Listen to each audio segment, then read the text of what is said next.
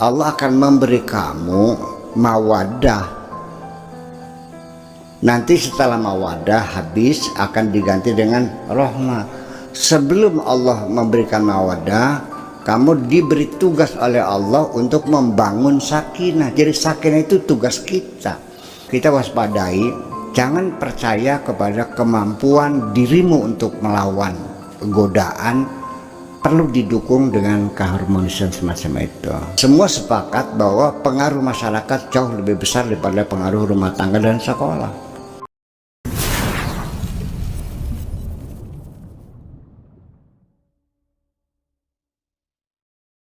Dalam catatan saya ada 11 pesan yang disampaikan dalam Irama Cinta kali ini. Namun dari 11 ini saya sebetulnya bukan mengapresiasi, tapi ingin mendapat pendalaman lebih jauh dari 3 hal yang menurut saya 3 besar dari 11 itu. Pertama, bahwa cinta ini satu paket dengan yang namanya virus godaan dan penyelewengan dalam perjalanan. Kira-kira kan dalam bait pertama ada itu. Ada. Nah, terus antivirusnya adalah kesatuan rasa, kesamaan tujuan dan arah yang jelas. Nah, berkaitan dengan istilah kesatuan rasa ini, maka saya ingin mendapat penjelasan dari Buya. Kalau rasa itu ada merupakan satu unit kesatuan, maka subsistemnya yang dalam rasa itu sebetulnya apa? Itu pertanyaan pertama. Pertanyaan kedua, kalau kesedihan dan kegembiraan ini adalah tamu yang datangnya tidak perlu jadwal dan pulangnya juga akan sembari, sebetulnya dalam rumah hati ini yang penghuni tetapnya siapa? Itu yang ingin saya tanyakan berarti. Itu pertanyaan kedua. Jadi dari judul besar yang kedua itu yang ingin dipertanyakan. Kemudian yang ketiga, bahwa kebimbangan dan kegalauan itu berpijak kepada kalau istilah pertarungan, kalau saya tarik menarik antara akal dan hati, di mana akal tak memberi keyakinan dan hati tidak memberi kepastian. Maka pertanyaannya, bagaimana agar akal memberi keyakinan dan hati memberi kepastian? Itu pertanyaan yang ketiga.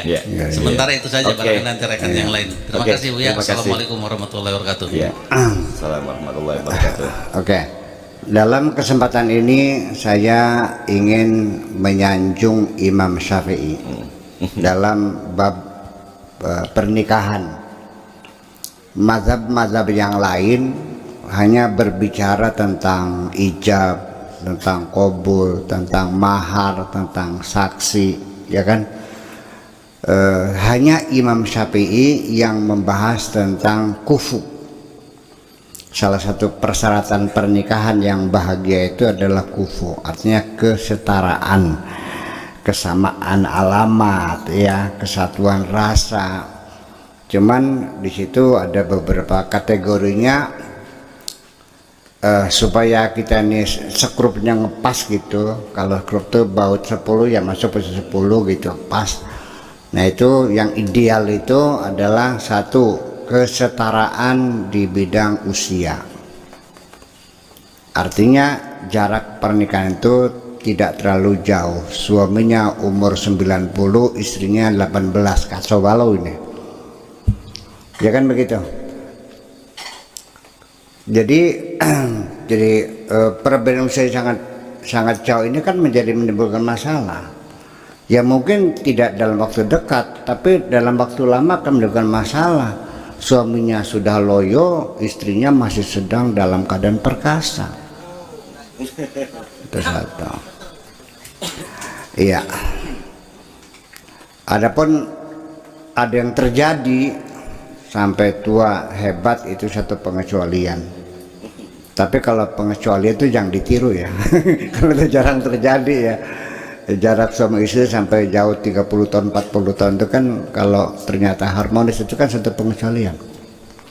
Yang umumnya semacam itu. Berapa idealnya bedanya umurnya? Sekitar suami lebih tua 6 tahun dari istri lah. Itu yang ideal, sampai 10 lah masih bisa tolerir. Kemudian yang kedua adalah pengetahuan. Ini keserasian rasa tuh. Jangan sampai suaminya seorang dokter, istrinya nggak tamat SD, bingsan, ya serba salah dan sering dipermalukan, ya kan? Seorang camat dulu pada zaman Orde Baru ini mah, kan kalau mau diangkat camat kan ada litsus dulu tuh, dipanggil bupati camatnya sama istrinya, kan ditanya ijazahnya, pengalamannya. Dipanggil jam 10 oleh bupati sudah menghadap calon camatnya. Ternyata istrinya datangnya jam 12. Bupati marah, kamu gimana? Saya udah jam 10. Anu Pak, sayanya habis ke Kesmas dulu katanya. Oh gitu. Ada apa? Anak saya sakit. Sakit apa? Nggak tahu. Kata dokter harus dikoperasi.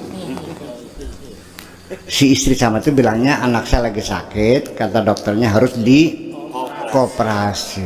Langsung dicoret, nggak jadi camatnya. Ya karena istrinya tidak memadai, nggak, dan ini nggak mungkin. Orang dalam seorang birokrat ya istrinya sama sekali nol macam itu, ya kan? Jadi ya kalau istrinya camat ya istrinya harus bisa jadi istri camat dong, harus bisa pakai baju Dharma Wanita, ya dong, harus bisa memimpin lagu Indonesia, kan bisa begitu. Kalau enggak gimana? Jadi artinya bahwa pendidikan itu sangat penting sekali dan sangat melelahkan. Si istrinya lelah melayani suami yang nggak nyampe, kan gitu. Suaminya juga ya lelah sekali dan kadang-kadang dipermalukan dalam forum-forum tertentu, merasa malu. Kamu cari istri ya, yang penting asal cantik aja, orangnya on gitu kan ya gitu. Nah itu. Jadi artinya pendidikan juga sama. Jadi idealnya gimana ya? Idealnya setingkat lebih tinggi lah soalnya itu.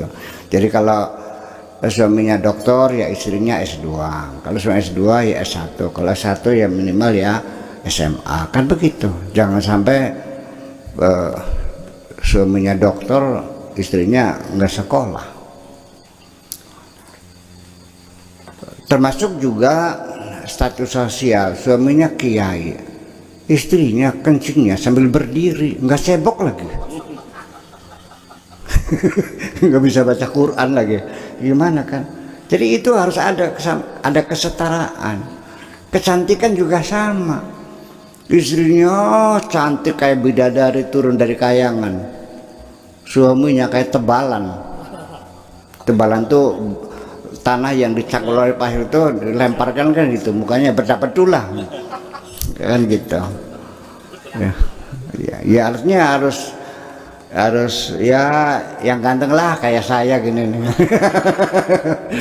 Hore ya mah hore itu. Nah, semacam itu. Ya kecantikan, usia, pendidikan, status sosial, ya kan begitu. Nah, salah satu yang paling sulit itu adalah ideologi dan agama. Itu sulit untuk beradaptasinya. Sebab kalau selera masih bisa dipelajari lah.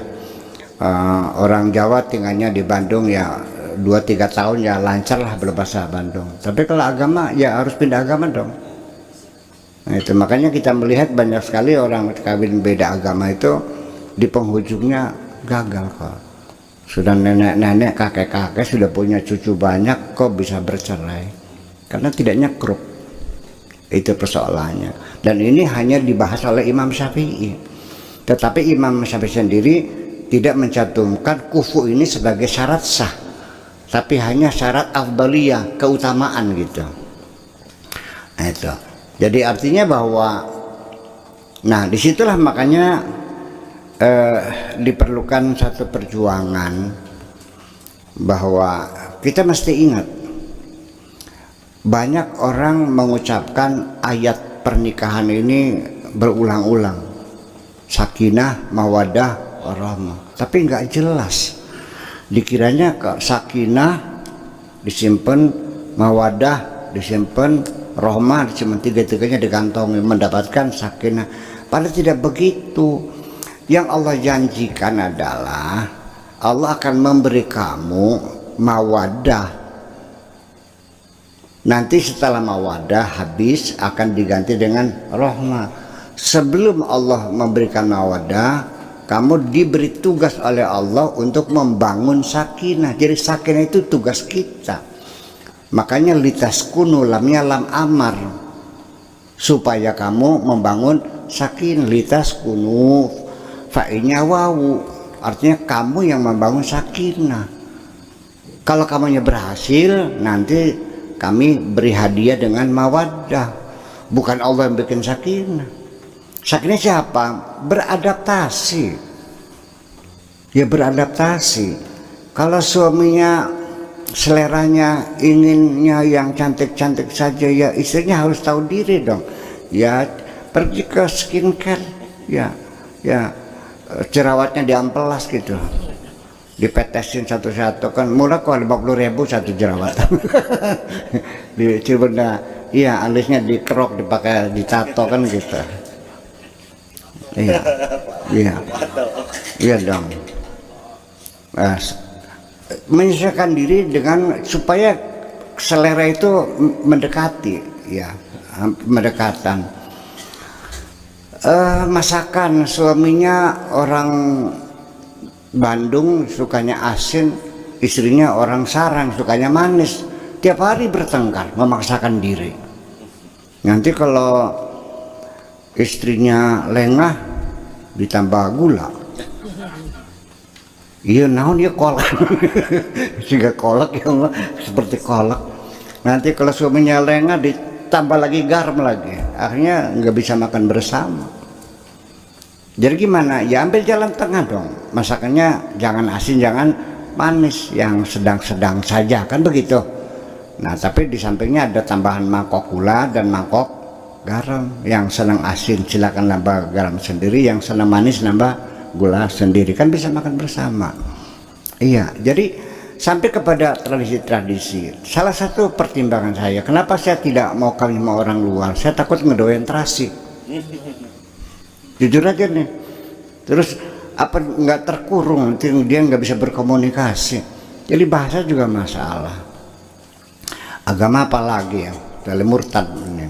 Nah nanti selama 6 bulan selesai, sakinah terbangun. Nah maksimal 6 bulan harus selesai. Nah adaptasi ini sendiri tidak seluruhnya kita selesaikan, tapi Allah juga Maha Pengasih, Maha Penyayang. Ada bagian-bagian adaptasi yang kita tidak usah ikut campur, Allah yang menyelesaikan, yaitu adaptasi neurologis. Ketika kita masuk dalam WC yang bau pesing, kita nggak usah marah sambil banting pintu, ngapain, udah duduk aja, 5 menit selesai, hidungmu tidak akan merasakan pesing lagi kok. Iya kan? Dia akan beradaptasi sendiri. Itu neurologis. Tetapi ketika telinga perlu waktu lama. Orang yang tinggalnya di pedalaman terus pindah ke pinggir jalan Pantura, mungkin selama 1 bulan nggak bisa tidur nyenyak Pak. Baru ngantuk deket juga lagi, ban meletus bangun lagi. Baru tidur trongton lagi. 1 bulan bisa tidur. Tapi setelah 3 bulan nyenyak juga. Kenapa? Karena telinganya sudah beradaptasi seperti itu. Orang dari Inggris di sana, udaranya dingin di sana, ya kan? Udaranya dingin. Ke Indonesia, waduh tersiksa. Ya saya juga dulu ke sana juga sama tersiksa. 3 bulan lebih saya tuh merasakan tersiksa tuh. Sampai saya pernah menitikkan air mata. Ini jaket keblenakan temen ini. Iya, kok enak banget sih, dingin kan gitu. Baru beradaptasi. Itu juga memerlukan lama. Kemudian juga seperti adaptasi neurologis. Ya, itu kemudian ada adaptasi morfologis. Kita akan menyesuaikan diri secara morfologi. Kucing di Indramayu dibawa ke Moskow, nanti anak turunannya bulunya lebat juga kok. Iya, kulit kita yang agak sawo matang begitu lama di SD mau jadinya putih kok, ya akan menyesuaikan dengan warnanya itu. Burung yang makannya ikan itu lama-lama paruhnya akan panjang kok. Itu namanya adaptasi morfologis. Ada lagi adaptasi fisiologis, yaitu bahwa ketika kita sakit kita dikasih antibiotik. Iya, bakteri-bakteri itu bisa selesai. Tapi kalau kita terlalu sering mengkonsumsi antibiotik, lama-lama kuman-kuman itu beradaptasi. Makanya kan dokter membatasi kan hanya 3 hari. Ini hanya untuk 3 hari, sudah berhenti. Kalau terus-menerus nanti tidak mempan lagi, karena tubuh dianya sudah beradaptasi dengan obat-obatan itu, akhirnya ditambah obat lagi, akhirnya 5, 6 sampai 8 biji obatnya kan, seperti itu. Orang miskin, orang beriman yang tinggalnya di pinggir tempat sampah, makanannya sisa-sisa makanan kan ada dulu ya, itu kan bangkai-bangkai dimakan, sakit perut enggak, karena sudah bersahabat. Itu adaptasi, itu namanya sakinah, itu seperti itu. Kita bisa digigit ular enggak akan mati gitu. Kita latih diri kita masukin bisa ular itu dengan kadar yang sedikit sekali tiap hari itu. Nah lama-lama kita digigit ular enggak ada masalah kok, enggak akan berbisa. Itu. Jadi itu adaptasi fisiologis yang pemberian Allah. Nah, jadi sesungguhnya adaptasi yang dituntut Allah itu adaptasi yang bersifat adaptasi sosiologis. Iya, pakaian, selera, hobi, kegemaran, ya kan, bahasa, pengetahuan dan sebagainya, itu mesti ada upaya. Jadi kalau memang kau niatnya benar-benar rumah tangga mau kebahagiaan, ya kedua belah pihak harus ada keinginan untuk beradaptasi, jangan egois tuh. Iya, jangan kamu kan orang sarang, salah kamu kenapa kamu tinggalnya di Pasundan, ya kudu bisa bahasa Sunda gitu, dipaksa. Ya bukan begitu caranya. Suka tidak suka ya di sini makan aslinya harus suka asli, ya perlahan-lahan dulu. Kalau nggak bisa ya ambil jalan tengah. Saya kira itu artinya kalau sudah agama kita sama, latar belakang kita sama, bahasanya sama, kan kemungkinan abadinya kan sangat mudah sekali. Orang kalau sudah menyatu ya sulit untuk untuk berselingkuh, untuk ya tuh virus ini akan tertangkal. Bagaimanapun juga kalau kita dengan pasangan kita dalam kemesraan yang hebat sekali, ya nggak mungkin dong kita akan berselingkuh. Akan terbayang wajah istri di mata kita itu, ya kan, seperti itu. Ya itulah. Jadi artinya bahwa kita waspadai. Jangan percaya kepada kemampuan dirimu untuk melawan godaan, perlu didukung dengan keharmonisan semacam itu. Itu yang pertama. Kemudian yang kedua apa tadi itu? Gejolak antara hati dengan akal itu. Ya itulah. Ya memang sehari-hari pertempuran itu nggak pernah berhenti. Kalau terjawab ya selesai, kita bisa tidur. Selagi belum terjawab itu muter-muter pikiran kita nih. Buntu lagi, awet lagi mikirnya, kalau begini, akhirnya nggak terus tidur. Baiknya gimana ya? Nah seperti ini. Si perempuan ini masih mencintai mantan suaminya. Tapi bagaimana dia kembali? Dia sudah punya suami, ya kan? Kemudian juga sudah berpengalaman, keluarga besarnya juga tidak elok ya, kasar gitu, orang kampung sih. Wah, ngomong saya keluar aja, satuan keluar semuanya, nggak nyaman aja. Tapi dia masih mencintai. Di situ pertarungan. Apakah saya harus kembali dengan mengorbankan perasaan saya? Ya kan begitu. Itu kan menjadi pertarungan kita. Nah, kalau kita sedang menghadapi hal semacam itu, ya alangkah baiknya berkonsultasilah dengan psikiater atau psikolog atau sosiolog minimal, atau kepada seorang kiai untuk memberikan masukan-masukan pertimbangan. Jadi kenapa demikian saya mengajukan konsultasi pada psikiater? Karena bagaimanapun ketika terjadi perang dalam negeri, ya, yang berkepanjangan seperti di Lebanon 11 tahun perang saudara, sampai di Lebanon itu tidak ada rumah yang nggak bolong semua kena peluru semuanya. 11 tahun untuk membangun Lebanon seperti semula itu perlu 50 tahun lamanya, ya, bukan main-main. Nah, ketika semacam itu kalau dibiarkan hancur dua-duanya, maka cara yang paling efektif adalah mengundang negara superpower untuk melakukan intervensi, mendukung salah satu faksi yang bertempur ini untuk mengalahkan yang lain, baru dipaksakan di situ. Ya, terjadilah gencatan senjata, kita rundingan kembali, baru terjadi kesepakatan. Jadi intervensi dalam kehidupan dunia juga diperlukan, negara superpower itu harus jaga ini. Nah, sekarang yang kita hadapi ini sedang perebutan dua negara yang sudah sama sebagai superpower, karena saya sudah melihat Cina juga sekarang sudah superpower, realitanya sudah superpower, sekalipun orang belum mengatakannya. Saya sudah mengatakan negara superpower karena semuanya ada, populasinya, resourcesnya, unlimited resources, ya, kekayaannya, baja, besi, semuanya ada di sana Cina. Penduduknya 1,4 miliar, ya, kemudian wilayahnya juga luas, tentaranya luar biasa, uangnya sudah lebih banyak dari Amerika. Nah, sekarang yang sedang diperebutkan oleh dua negara itu masing-masing ingin menjadi polisi dunia. Iya, itu persoalannya. Jadi itulah kira-kira kalau kita begitu, ya coba minta solusinya, minta intervensi kepada orang yang ahli memang di bidang jiwa. Nanti bagaimana caranya seorang psikiater bekerja, tentu akan melakukan diagnosa persoalannya apa, kan begitu persoalannya. Mungkin ditanya tentang latar belakang kita, bagaimana orang tuanya, pendidikan dan sebagainya. Nanti ada solusi yang bisa ditawarkan oleh seorang psikiater. Beginilah sebaiknya udah nggak usah kembali lagi lah, ya kadang begitu, karena dipertimbangkan. Mungkin saya bisa membuat dua orang yang bingung. Ini saya bukan dua kertas putih, untung dan rugi. Kalau kembali untungnya rugi, untung Anda bisa kembali kepada orang yang kau cintai.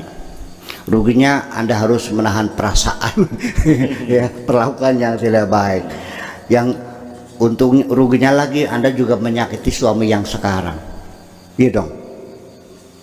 Yang kedua lagi juga, nah tuh baiknya begini, untungnya begini. Jadi di akhirnya kita mengambil keputusan di mana untung yang lebih besar daripada kerugian. Itu aja persoalannya. Hidup bukan seperti itu, untung dan rugi. Terus yang ketiga apa lagi? Penghuni tetap. Oh iya, kalau penghuni tetap, nah kalau hati kita ini memang fitrah itu kullu mauludin yuladu 'alal fitrati fa abawahu yuhawidanihi au yumajjisanihi au yunassiranihi. Setiap bayi lahir itu dalam hatinya dalam keadaan fitrah, jahat tidak, baik juga tidak, seperti kertas putih tanpa bintik-bintik. Yang membuat bintik-bintik itu orang tuanya, ya, orang tuanya. Jadi artinya bahwa mana yang tumbuh. Nah, di dalam pendidikan rumah tangga ternyata kita tidak ada pekerja sosial yang bisa memberikan edukasi kepada masyarakat tentang mendidik anak. Kan lucu, masa kalau makan wong dawuk dingin, bocah kari-karian. Kalau makan orang tua dulu, anak belakang, betul nggak begitu? Makan dipisah, tapi tidurnya bareng-bareng. Bukannya kebalik. Makan harus bersama-sama, tidur tidak boleh. Nah, ini firman Tuhan mengatakan wa farriqu bainahumul madaja.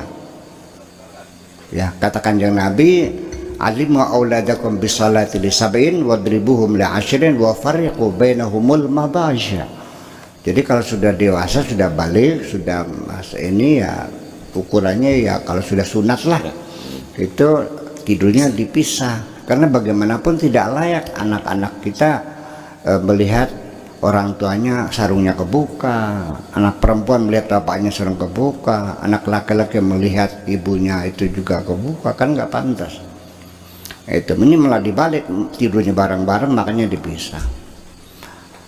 Kemudian ibu bapak kalau bermesra ngumpet bersembunyi, malu dilihat anak, padahal itu memberikan kenyamanan anak-anak kita. Ketika kita mencium istri kita, ketika kita membeli istri kita, pada anak-anak itu anak menjadi nyaman, menjadi betah di rumah, ibu baku mesra. Tapi kalau bertengkar, tolong jangan di depan anak. Ini kebalikannya, kalau bermesra ngumpet ya, tapi kalau bertengkar di hadapan, ini kan terbalik-balik. Jadi itu yang membuat jadi anak-anak kita menjadi keras hatinya, menjadi tidak nyaman, tidak betah di rumah. Jadi siapa yang mengisi nilai-nilainya, itulah orang tuanya sendiri. Apalagi orang tuanya mendidiknya tidak tahu cara, dia nggak sholat, nyuruh anaknya sholat, sembahyang lah, sembahyang sih mah cukup bro, bapak nilai apa sih beli sembahyang. Artinya anak-anak sholat udah cukup bro, aku saja nggak sholat. Dikiranya nasihat yang baik begitu tuh. Nah itu, jadi aslinya memang hati kita udah netral. Nah disitulah makanya mana nilai-nilai luhur, nilai-nilai brengsek itu masuk, itu disitulah proses pendidikan terjadi. Dan lembaga yang bertanggung jawab atas terjadinya pendidikan itu adalah rumah, sekolah, dan masyarakat. Dan ternyata semua sepakat bahwa pengaruh masyarakat jauh lebih besar daripada pengaruh rumah tangga dan sekolah. Ya, wilayahnya jauh. Hampir semua anak-anak kita yang nakal itu kan karena pergaulannya. Bapaknya orang baik, tiap hari suruh sekolah, sholat 5 waktu dicecer terus-terusan, di sekolahin sekolah favorit. Kenapa dia kena narkoba? Ya kan? Itu bersalah. Jadi makanya kita jangan egois, jangan selamat sendiri saja, pokoknya anak saya, tetapi juga keselamatan masyarakat diperhitungkan dong. Termasuk juga kita memilihkan anak-anak kita pergaulannya. Jangan anak dibebaskan memilih sendiri, salah pilih dong. Nah, orang tuanya yang memilihkan. Anak saya didik baik-baik. Siapa bertemannya dengan anaknya mandulek? Apa lagi tidur? Sengaja kita jauhkan, ya. Lagi belajar ya. Lain kali aja. Nah saya cari, oh ternyata anaknya Pak Dik-Dik nih rajin, anaknya orang tua tatim. Nah kita mencoba mendekatkan anak saya bersahabat dengan Pak Dik-Dik. Dengan cara gimana? Kalau kita kasih jajan kan uang, dia suruh ngundang temennya, diajak makan bersama. Sekali-kali anak-anak, teman-teman anak-anak kita ajak piknik dong. Kita ajak makan bersama, kita ajak mana ke Cikalahan atau ke Kuningan, iya dong. Jadi kita mendorong, memfasilitasi, membentuk pergaulan anak semacam itu. Ini kadang-kadang tidak terpikir oleh orang banyak.